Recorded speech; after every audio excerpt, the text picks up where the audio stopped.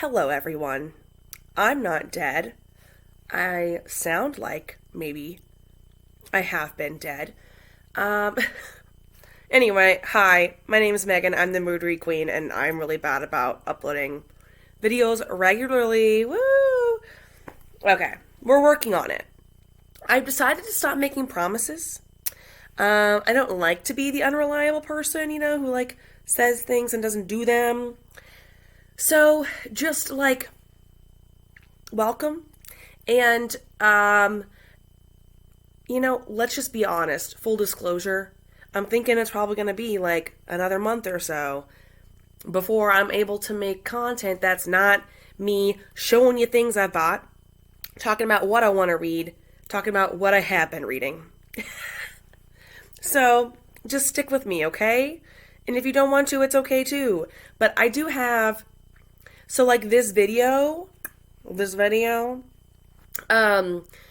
to be some books I talk about in this video that my plan is to make a whole video talking more specifically about these books and some of the books from my January wrap up. It was the one from the second half of the month because I did a thing. I'm not sure I'm proud of myself, but I did a thing where I'm recording this on, what day is today? It's a bit late. President's Day. And so it'll go up really kind of towards the end of the month. But I am only talking about books from the first half of the month. I did a thing where in the end of January, I discovered, I don't even know, I guess we call them dark romance. I thought I'd never go there, really hardcore. I thought I'd never go there. Some of them are mafia, although they're not really mafia. But I don't know what else to call them. So some of them are mafia, I don't know. Anywho, let's go. Let's talk about some books I read in the first half of February. And then I'm going to skate over through some of the ones pretty quickly because I'm going to make a longer video where I talk about those. Yeah. Anyway, also I've been sick. Also I'm sucking on a lozenge. So, whatever. Yeah, hi. I am going to do a video too, I think, maybe this week. I'm just trying to get back in the groove, guys. We had 4 snow days in January. And I needed them, but I didn't need them, And then I was sick. I had food poisoning. That was fun. And I just cannot shake. I cannot shake whatever's happening to me. And now, here's an overshare. I have a freaking one of those copper, it's probably bogus, but one of those copper ankle stretchy things on because I think I injured myself while laying in my bed over the 4 snow days that we had 3 weeks ago. Because my ankle hurts like a mother. So, if you're wondering, is this what getting old is like? The answer to that is, I guess so. Because I'm 31. And I'm falling apart. And I also, in case also you're wondering, yes, I wear these overalls every day of my life. I gotta, not to really get off task here, but I've really got to locate other pairs of overalls. Because I actually love these overalls. And every time I wear them, not to brag or anything, but I get compliments from people all the time. I was walking downtown today. We were meeting for our, I guess we'll do life updates with Megan. We are still doing the Jane Austen book club, and we just finished reading Mansfield Park, which I will talk about in the second half of the month. Yeah. And I was walking to my car, and I did not have the hair like this. I will say it was down, and there was a hat on it because it was colder this morning. And now it's in Missouri, we're in the Fool's Spring, which means the next season is winter again. And after that, we'll be in the Spring of Deception. It's a pretty funny meme if you've never seen it before. If you're not from Missouri, I mean, honestly, though, it's probably like all the states or a lot of the states, like in the US, probably have like funky. I mean, honestly, global warming, right? But Missouri specifically, we have this meme that goes around every season, and it's freaking hilarious because it's always true. It's always true. And right now we are in full spring, which means like in a couple weeks it's gonna be cold again, and I'll probably have another snow day. But anyway, I put my hair up afterwards because it was like not salvageable, and turned out pretty good, I think. Don't tell me it doesn't look good, okay? Don't tell me it doesn't look good. And my poor ankle. Okay, anyway, are you guys ready to be like super impressed? I don't know if this is impressive or if it's just sad, okay? But in the first half of February, which for me, if we're trying to draw a line here, like, I should do it on February 14th, but I finished like this series, this trilogy on the 15th, so we're going all the way through February 15th. I know, crazy.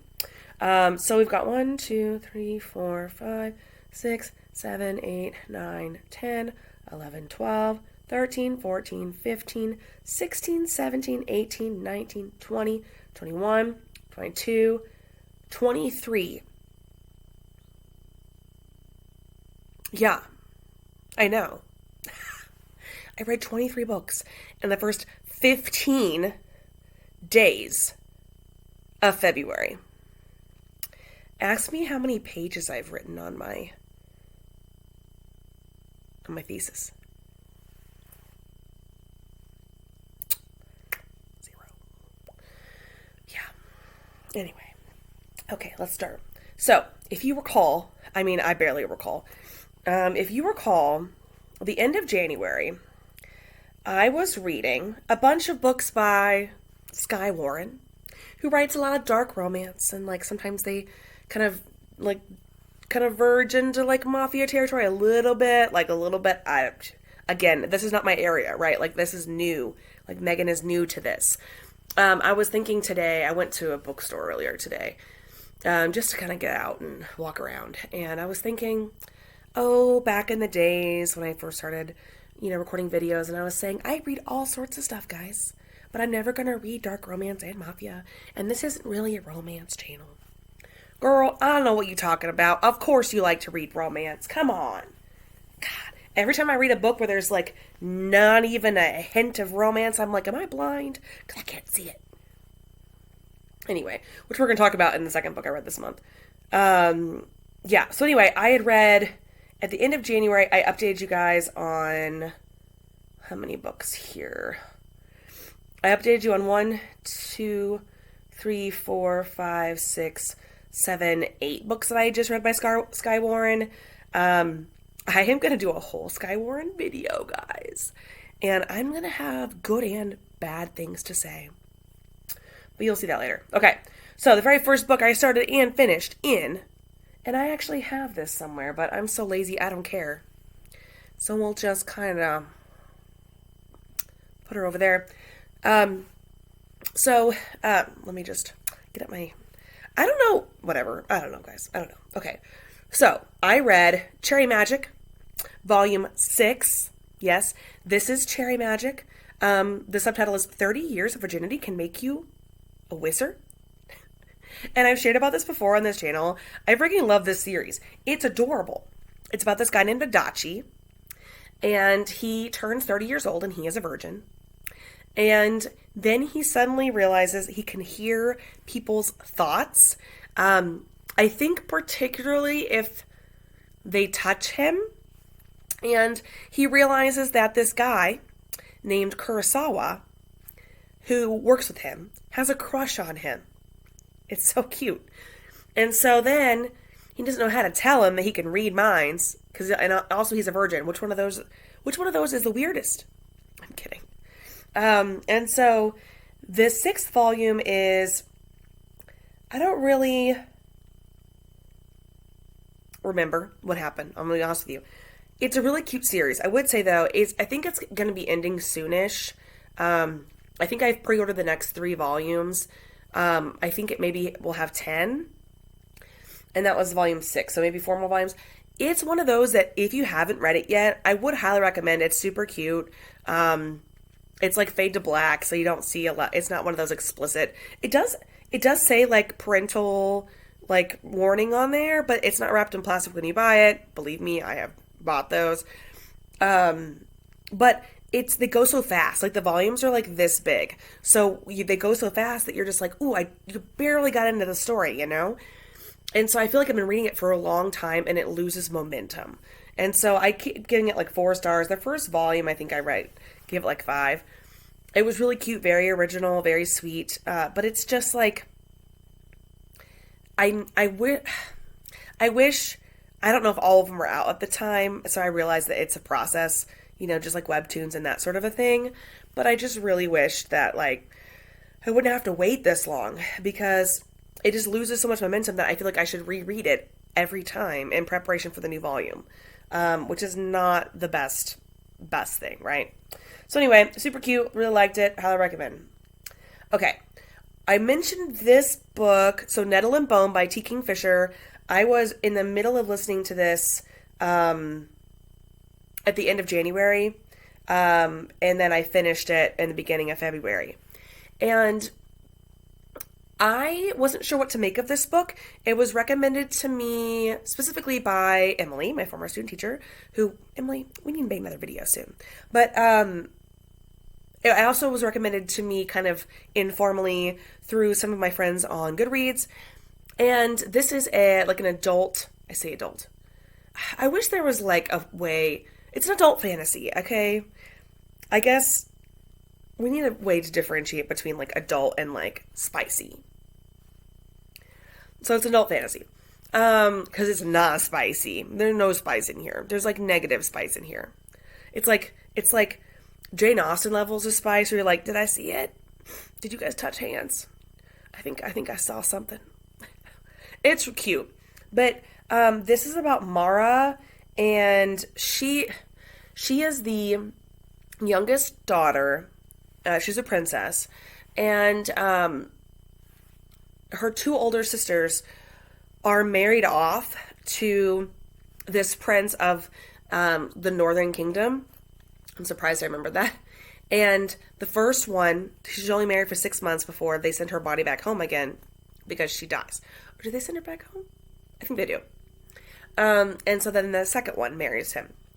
And it's years later when Mara finally realizes that he's actually like abusive.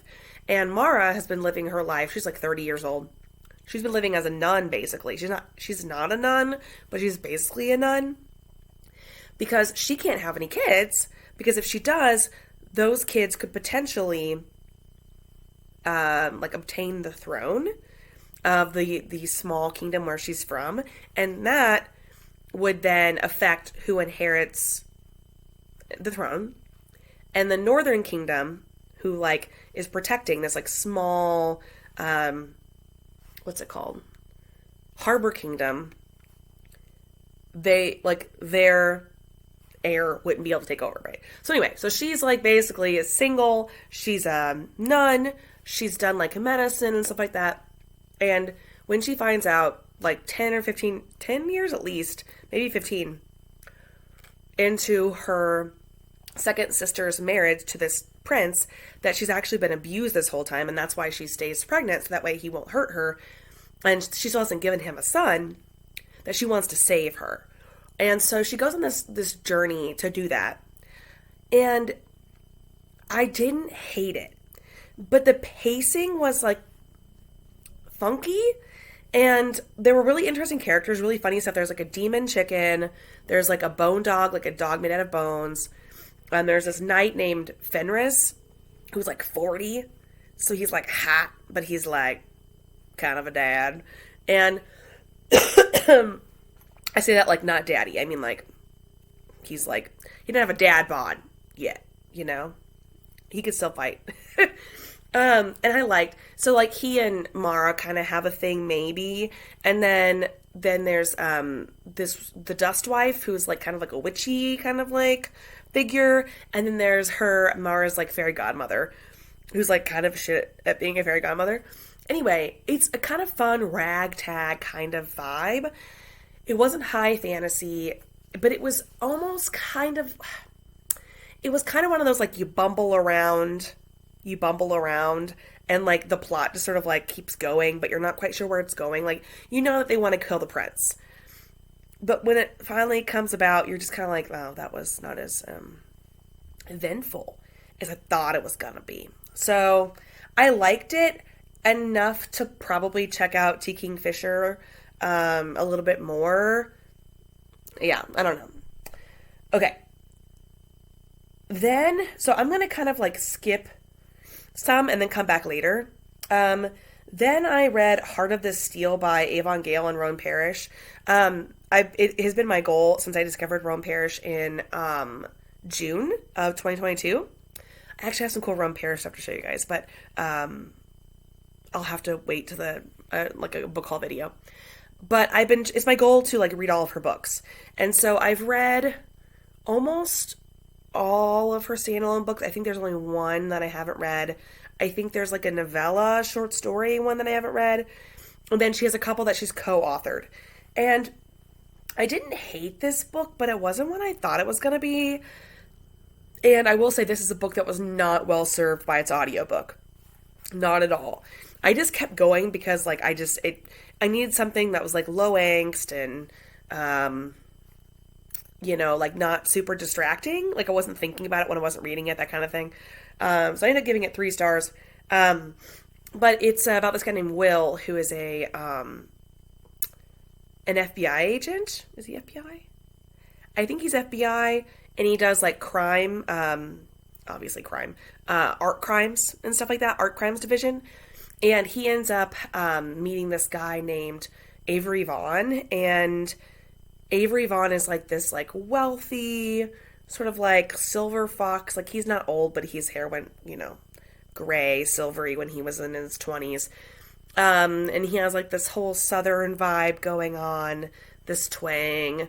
And they meet, and Avery Vaughn has basically like he like does all these like charity events and stuff. And anyway, they meet because Will is at a party that his sister helped organize because she's a party planner, a event coordinator. And they end up having like some illicit things go on there. And then they reconnect, and Avery Vaughn decides there's this painting that he and Will see at this person's house, and they're talking about how it's not lit correctly and all this stuff. And because they had a connection, and Vaughn wants to see him again,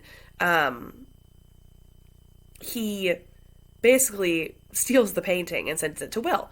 What he doesn't know is that Will works for the FBI.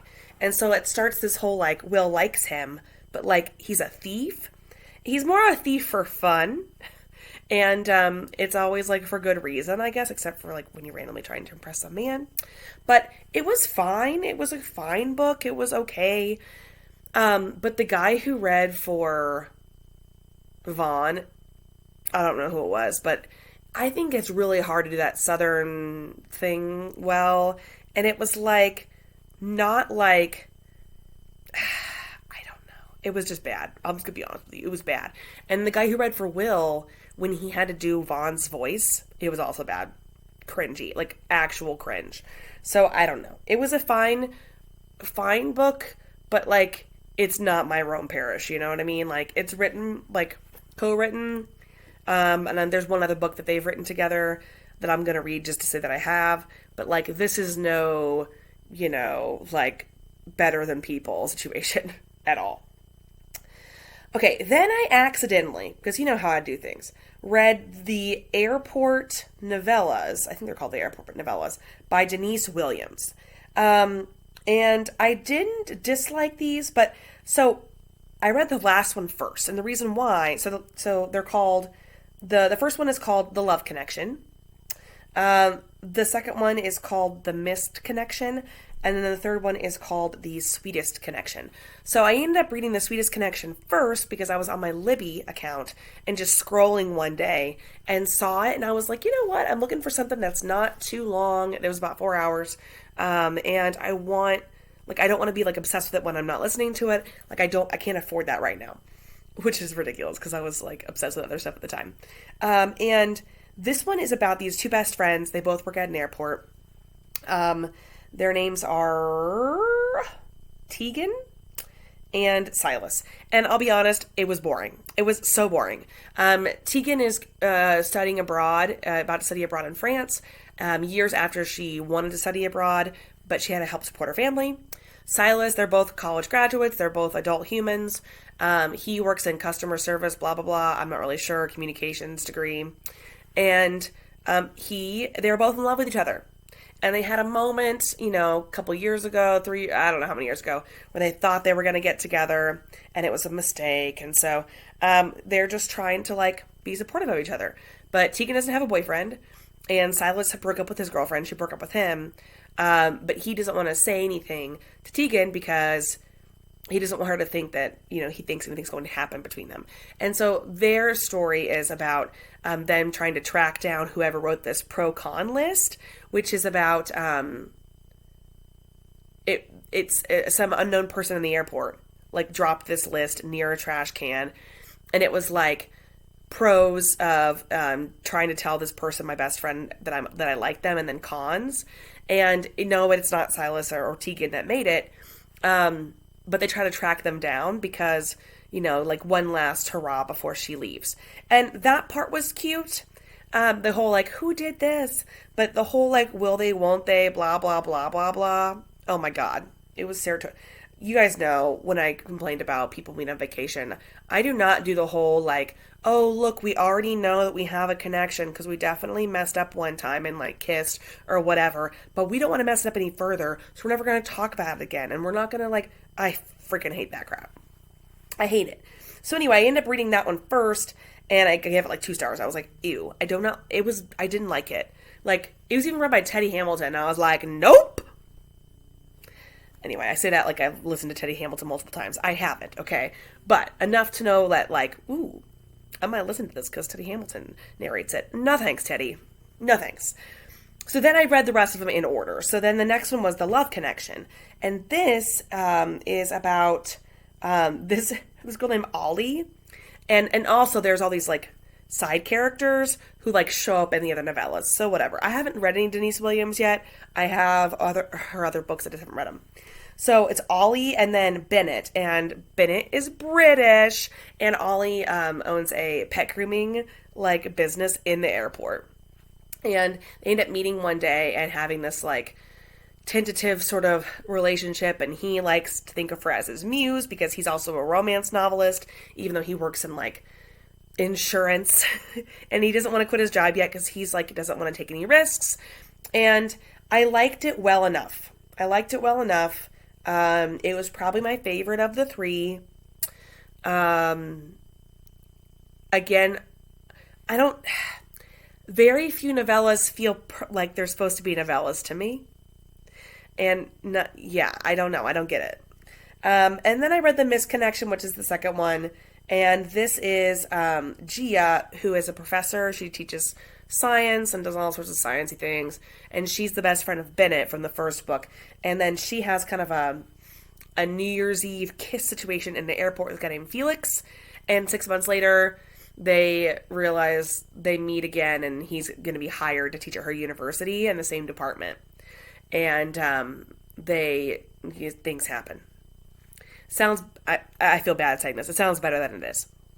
So all that to say that I'm not quite sure Denise Williams is my gal, and I already have How to Fail at Flirting, which I bought because the title seemed like it was appropriate to my life. But now I'm thinking maybe this girl don't know me at all, Anyway, so I read all of those. And then the last book that was not a Skye Warren book, because I'm going to talk about all of those. I think the last one, was Even Though I Knew the End by C.L. Polk. And I read this one also because I was scrolling, a couple reasons. I was scrolling through my Libby, saw this one, I checked out this one. Oh, shoot. I just realized I have one that I need to listen to before I send it back. Sorry, totally random. I checked out this one, and the first airport one, and then another book all at the same time. Because I was just scrolling through to see what they had, like new arrivals and stuff. And I had seen this on my friend's Goodreads, is something she wanted to read as well. And it looked interesting, and it was like it was like a sapphic noir mystery with like fantasy. And I thought, that sounds interesting. And it was, but it was like, I didn't know how to rate it. So I think I gave it like 3 stars. It was weird because I haven't really read anything from this time period before, like specifically set in this time period. I've read books that were written in this time period, but I haven't read books that were like set in it as a historical time period. It's like the 1930s, and it felt a little try hard in terms of like the slang and the language, but maybe that was accurate. And it's about this woman named, what is her name? Helen? It doesn't actually say. They call her Elena, but then Helen, so we're going to call her Helen. And she is, they call her a warlock. But she can do, like, spells and stuff, and she was, like, kicked out of, I don't know, there's, like, brotherhood, blah, blah, blah, when she made a deal with the devil to save the lives of her family members after they were in a car accident, like, years ago. And she could only pick one to save, so she saved her younger brother, Teddy, because she only had one brother. And it's called Even Though I Knew the End, because she doesn't tell us this necessarily from the beginning, but we kind of know that there is, like, something coming. And so this is not a spoiler, I don't think, but, like, she gets 10 years, right? And the 10 years are coming up at an end. So she's preparing to say goodbye to her girlfriend, Eve, something. Maybe it's Eve. Don't know, don't remember. And, but then she decides to do one more case, because the person she's doing the case for is someone who has the ability to get her soul back. And so she wouldn't have to say goodbye. And, it was fascinating. There was a lot going on in the sort of world building that felt a little too complicated for the length that this was.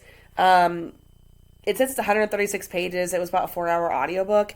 And I just, like, it was like there was a lot, you know, and so I was trying to put things together, and it was like a lot of like world building, and then you also had the time period and the language. And then you add all of this there, like, you know, like you got the sapphic love story.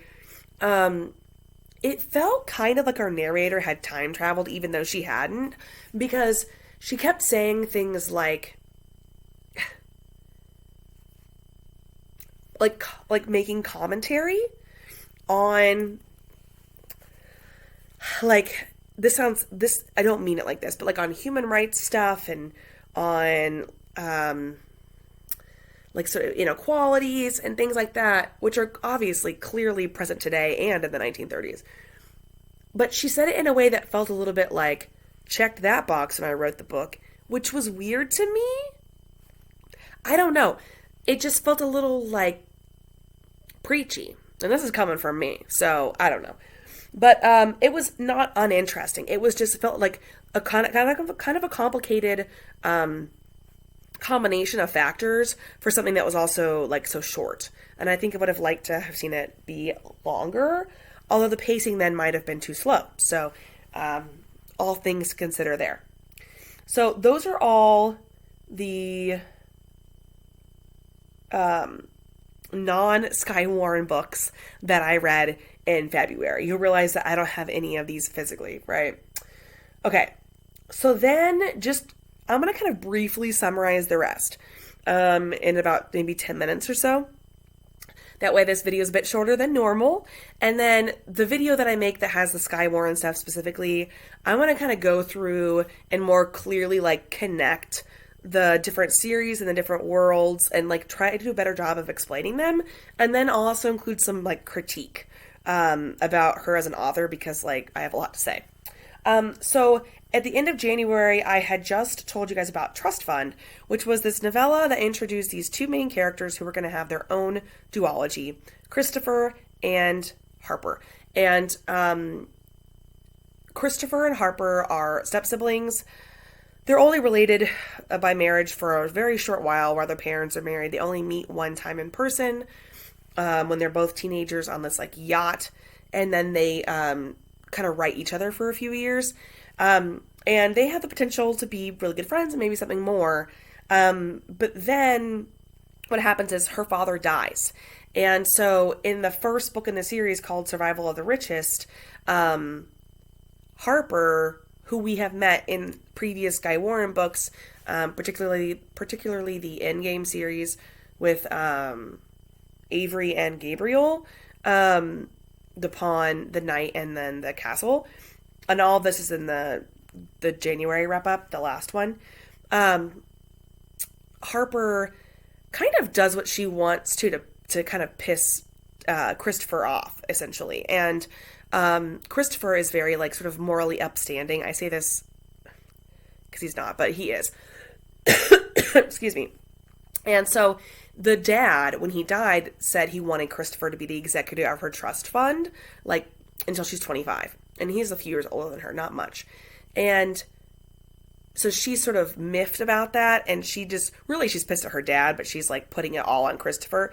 And so Survival of the Richest is part of a duology that also includes this second book called The Evolution of Man. And those two books, essentially the story is about Christopher and Harper, and Harper's trying to she wants him to confirm what she thinks she knows, which is that he has feelings for her. But he can't separate the sort of duty that he has to do for her trust fund and, like, what could have happened between them if he'd never been asked to do that. And then she's also having kind of this connection, not only with Christopher, but with Christopher's business partner, Sutton. And Sutton is a complicated character, much more interesting than Christopher and Harper. He is kind of doing, like, he knows that Harper's sort of messing around with him to get a rise out of Christopher, and he is kind of as well, because he is into Christopher, but he's also into Harper. He's into both of them, which is fascinating. So they end up having this, like, because he's interested in Harper, Christopher's willing to become more involved with Harper. And so they kind of have this whole, like, threesome thing, but, like, not really, but, like, kind of, because that's really what Sutton wants. But for Harper, it's a way to get Christopher involved. And Christopher is like, well, if he's here, then it's not just us, and then I don't have to think about, like, the future and, like, what this could be together. I'm not doing a good job explaining it, but it was interesting, but I really just did not like Harper and Christopher very much at all. And Sutton is interesting, but you don't get to know a lot about him until his book. And then when you do, you're like, oh God, I really just really, really, really do not like Harper and Christopher, like, at all. So Sutton's book is called Mating Theory, and this one I actually really enjoyed. It was a little problematic. It was also a little short. I mean, a lot of these are problematic, so it's whatever. But Mating Theory is interesting because the first chapter is the end of the Evolution of Man, and you get to see that end of that book from Sutton's perspective. And Sutton realizes that it was never going to work out with the three of them, because for them, it was, like, just for fun, just for kicks. It was never going to be, like, an emotional connection between the three of them, Harper and Christopher. Like, it was always going to be them together, and Sutton sort of on the outside. Sutton was the only one who wanted all three as, like, an actual, like, relationship connection. And so he ends up meeting this girl who we met in the second book. I can't remember her name right now. And because also none of Skye Warren's books have, like, the summaries with the people's names in them, so that's fun. But she ends up being underaged, which is problematic, but everybody's underaged in these, so again, whatever. And I mean, obviously it's problematic, but we just go with it, I guess, in this situation. And so he ends up connecting with her, and he heals from the, as much as he can from the Christopher and Harper situation, he's going to be a best man at their wedding, which I felt like was rude of them to ask, honestly, because they treated him so poorly. And I really just do not like Christopher and Harper. I think hopefully they grow up quite a bit, because they're in some scenes in some later books and some like additional scenes and stuff like that. And I hope that they grow up, because they really need to grow up. So he has his own book, which I liked a lot.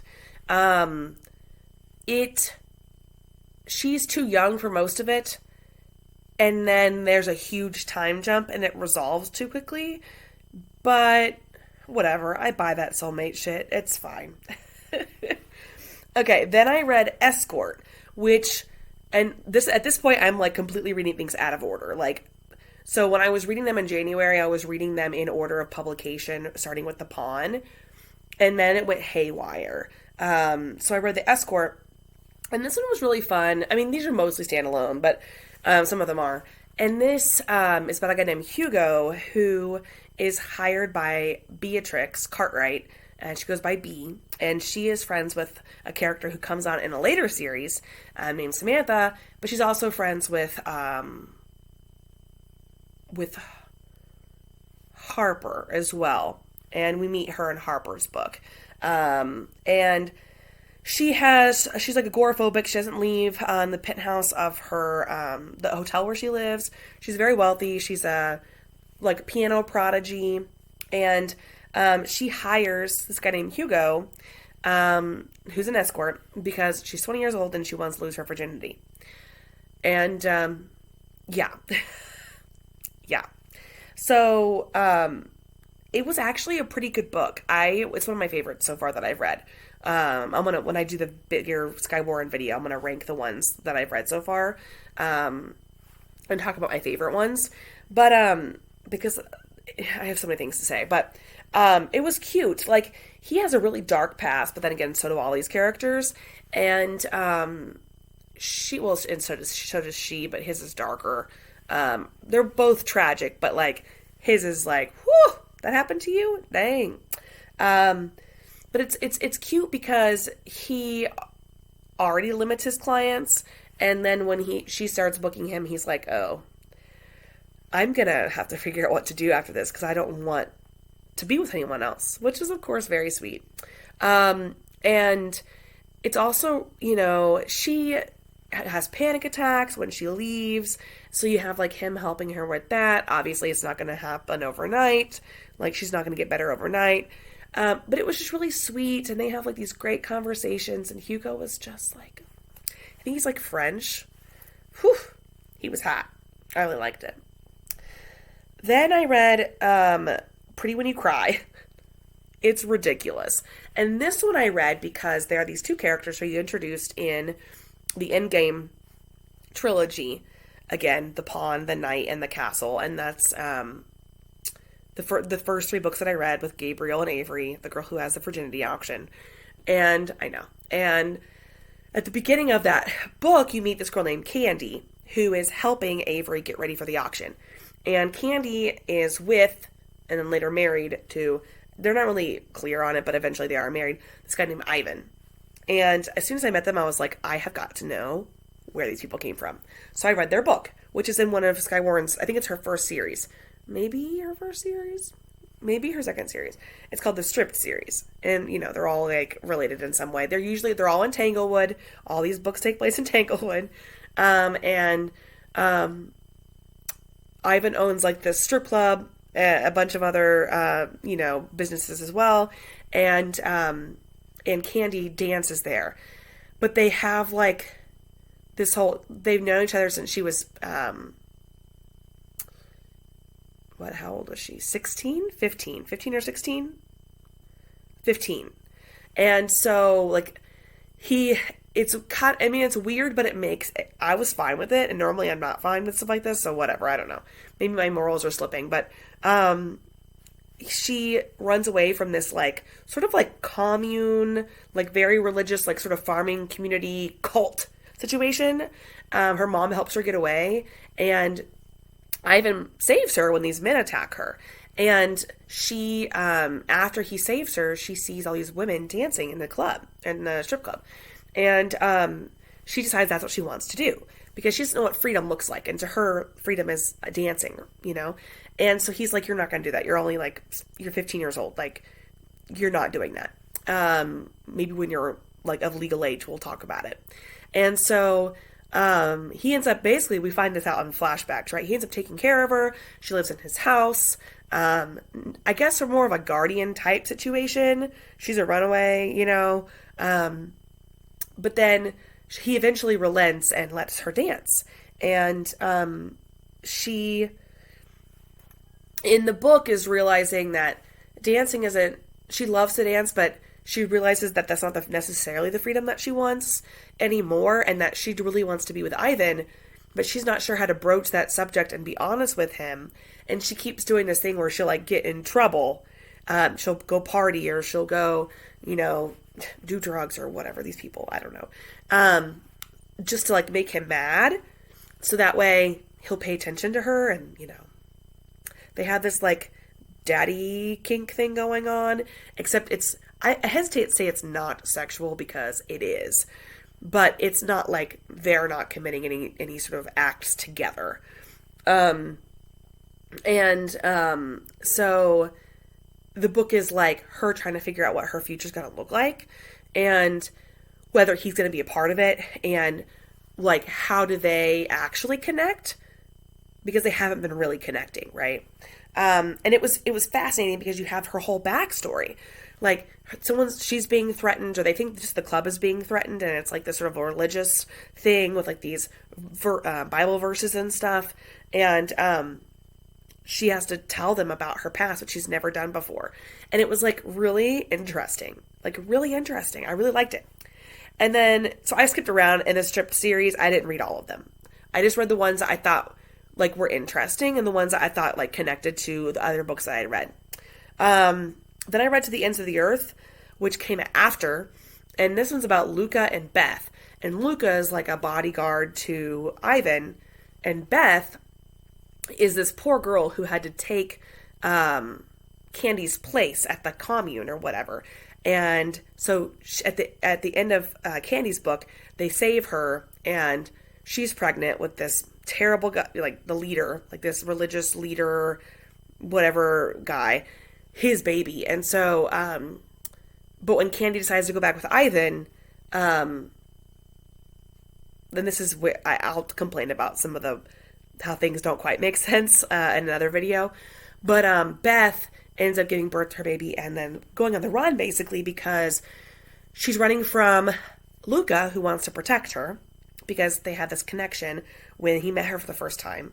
And then also from her brother, Alex, who really fully like believes all the teachings and stuff, and wants to save her soul, or so she thinks. And so Luca ends up finding her and going on the run with her, so they can basically like neutralize the threat, and that like she and her daughter won't be oh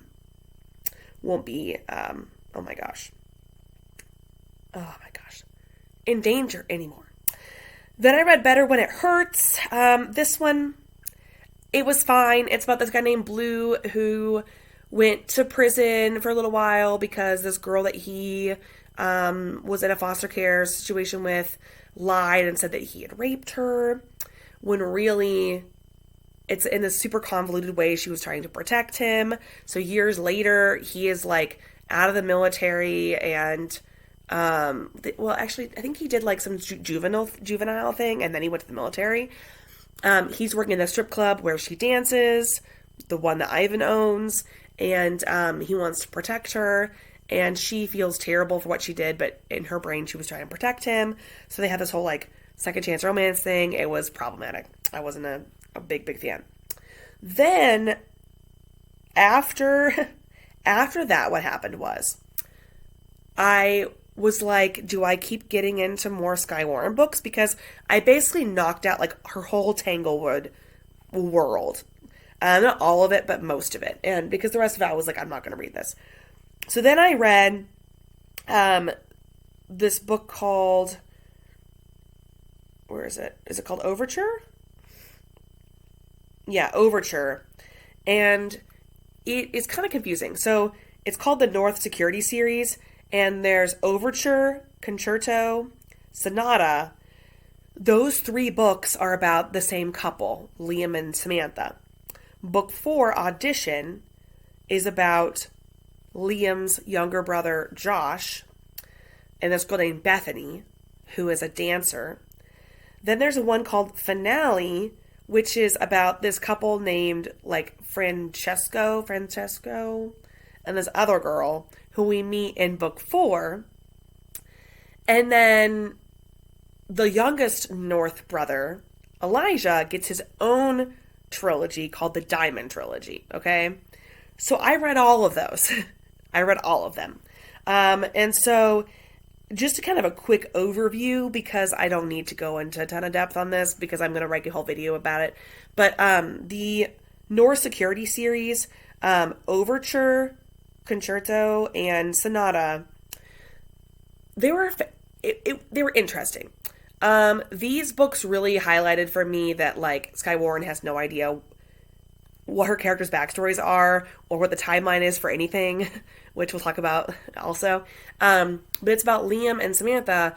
It was funky, okay? Samantha is his ward. She is, like, 6 years old when he takes her in. 6? 12? 10?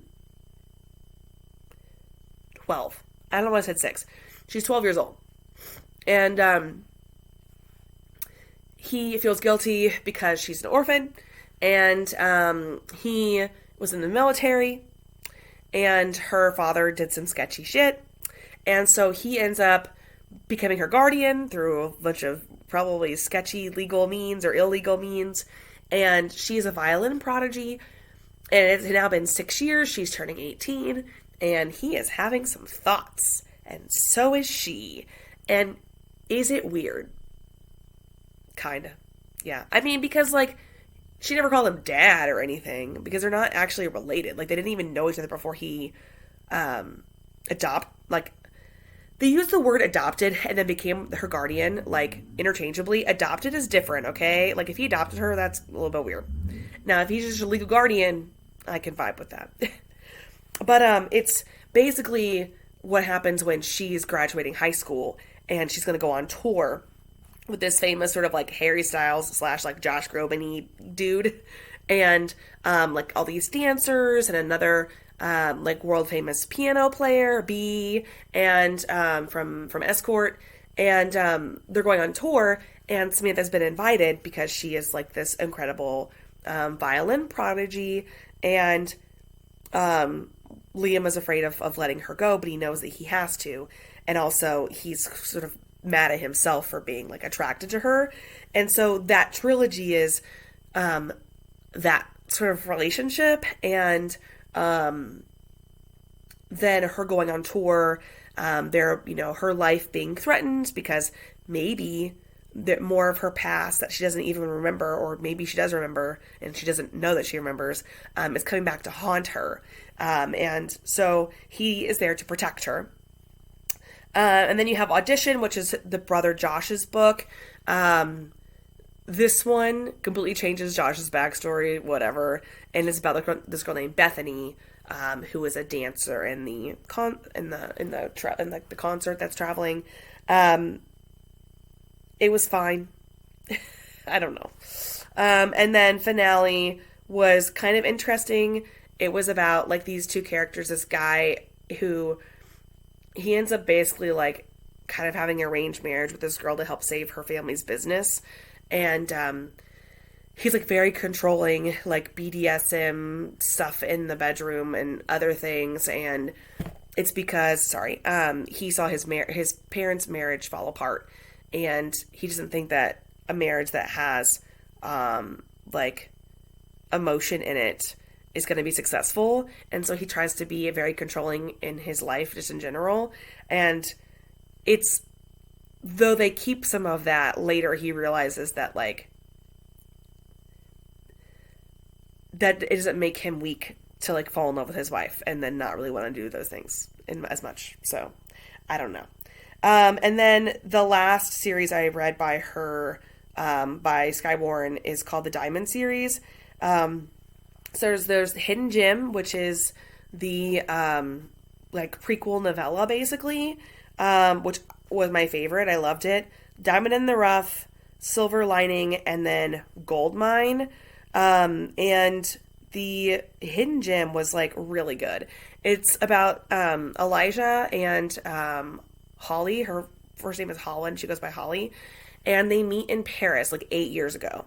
And he is a security guard at the Louvre, and she is fascinated by art, and she loves to write and read, and they end up having this connection, and they go on a date while her family goes to the catacombs. She has an older sister named London, and then she finds out that a diamond went missing at the Louvre the day she was there, and that Elijah is the one who took it, and that he used her backpack to sneak it out. And so he's a thief. But also they had this connection. Was it real, or was he really just playing her? And I loved it. It was so good. And so I was fascinated to meet Elijah, because we hear some things about him in the first series with the North brothers, with Liam's book. But she completely ignores the backstory she gives Elijah in that series too, and just kind of goes with it. So then the series starts with Diamond in the Rough, and that is 8 years after they meet in Paris. And Holly is going to look for her sister, who is now like a travel like influencer.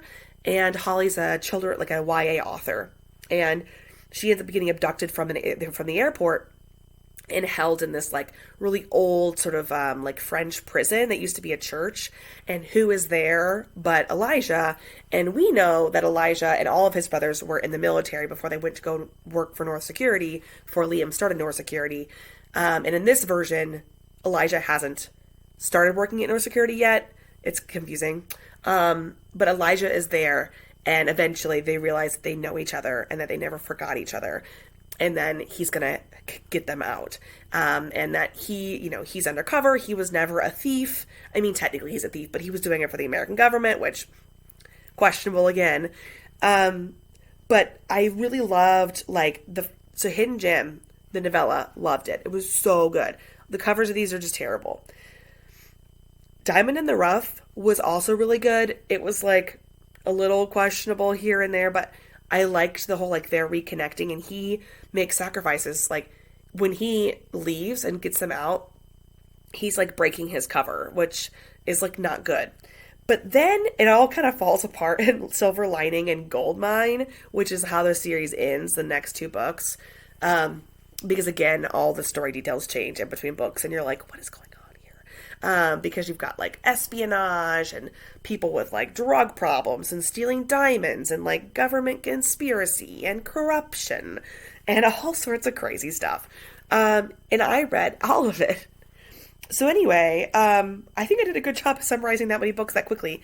But kind of just to give you an idea here of, like, just the sheer number. And again, some of these are shorter, right? So, in terms of the Skye Warren books, this includes anything that was over, like, 100 pages, right? I read 1, 2, 3, 4, 5, 6, 7, 8, 9, 10, 11, 12, 13, 14, 15, 16. So 16 of the 23 were Skye Warren books, and I read them quickly. Like, some of them did take longer, but also we had snow days, and we had, like, I was sick and I couldn't sleep and all sorts of stuff. But it was, like, I accidentally, in February, read all these romances, which I did not plan on. Like, I didn't have a February TBR, really. I haven't made a TBR in a while. I mean, I will be doing that, I think, soon, because I'm going to have to start prioritizing the books that I want to read, because I'm going to run out of time because I got to work on my thesis. But it's been a really fascinating experience that I will really fully break down in this, like, Skye Warren dark romance video that I'm going to make. But I just thought it was fascinating. One thing that I will say, just kind of in lieu of the video that is coming, I didn't realize how, like, escapist and fantastical these like super bonkers, unrealistic, like erotic, dark romances could be, because I thought that that would pull me out of the story, and then I would just like spend this time questioning like how ridiculous they are and like not being able to like fully invest. But it's like not that different from like dragons and elves and magic and stuff, because you're just like, wait, wait, what happened there? All right. You're saying that his dad is an evil government person. Okay, but he kidnapped her, and then, but he was his rival. But like he also likes her. Whatever. You know what I mean? It's just like ridiculous. It's ridiculous. But I've really had a great time. And I will critique Sky Warren books in another video. But just like full disclosure, don't expect creative videos from me over the next, I don't know, month or so. I'm gonna try to pre-film some stuff to get like more creative juices flowing, but I have not had it in me. I haven't had it in me. And I love recording videos, but I know that there are other things you guys want to see than me just talking about what I've read. Like, I realize that. But that's probably the easiest video to make. And I want to keep up with these videos. Like, I really do want to keep up with the mid-month and then end of the month wrap-ups. Like, that is important to me to do. So, thanks for sticking with me. If you're still watching, if you're not still watching, it's okay. I forgive you. Like, that's what life is like. So, yeah, I'll see you in a little bit. Bye, everybody.